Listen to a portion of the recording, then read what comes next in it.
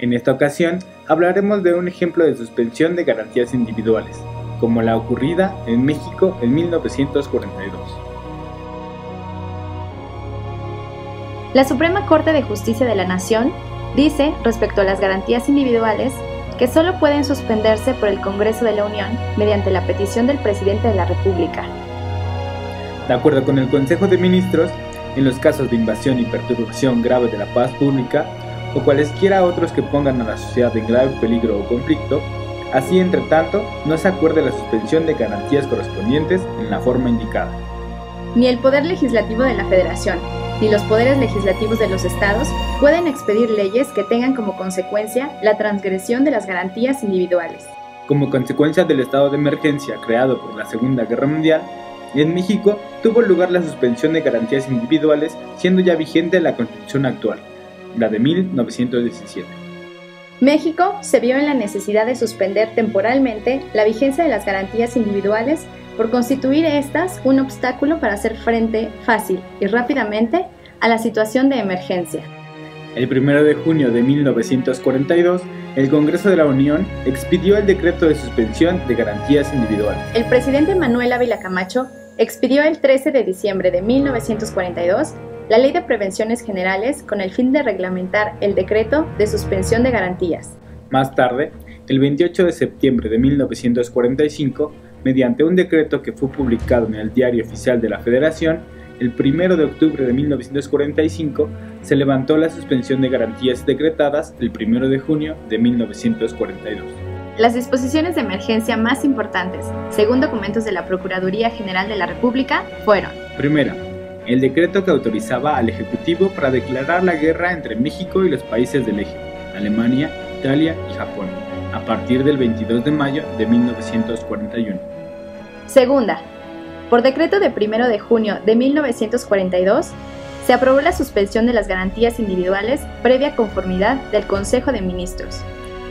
Además, se apuntaba en el decreto que la suspensión iba a durar todo el tiempo que México permaneciera en estado de guerra con los países del eje, Alemania, Italia y Japón, siendo facultad del Ejecutivo ampliarla hasta por 30 días después de la fecha de cesación de las hostilidades. Siguiendo con las disposiciones de emergencia, tenemos la tercera, que dice que con motivo de este decreto se dio la Ley de Prevenciones Generales relativa a la suspensión de garantías individuales. Cuarta disposición. Fueron expedidas dos leyes de emergencia sobre juegos y apuestas, la primera de 9 de septiembre de 1942 y la segunda que abrogó la anterior, del 4 de marzo de 1943. El objetivo principal de ambas era combatir el juego y las apuestas de azar, por considerarlos en extremo nocivos para la sociedad en tiempos de guerra. Para lograr una mejor aplicación de la ley sobre juegos y apuestas, se le encomendó al Ministerio Público Federal que vigilara que las autoridades encargadas de cuidar que no se establecieran garitos cumplieran con sus deberes, en el entendido de que no se disminuiría la penalidad por estos ilícitos y que los infractores, ni mucho menos las autoridades, podrían gozar de libertad caucional. Quinta disposición.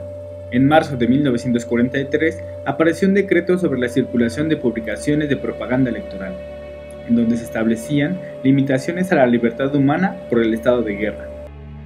En el decreto se autorizaba la libre circulación de toda clase de publicaciones provenientes de partidos políticos, siempre que se siguieran propósitos meramente electorales. Sin embargo, se dejaba en manos del Ministerio Público Federal la suspensión temporal de la publicación, cuando a su consideración infringiera los artículos 3 y 9 de la Ley de Imprenta de 1917. Además, el Ministerio Público Federal debía inmediatamente hacer saber al Procurador General de la República de la orden de suspensión de alguna publicación. Para su aprobación, al ser ratificada por el Ministerio Público, se procedía a señalar las infracciones cometidas por los partidos. La sexta disposición dice que con fecha de 11 de junio de 1942 se produjo la ley relativa a propiedades y negocios del enemigo.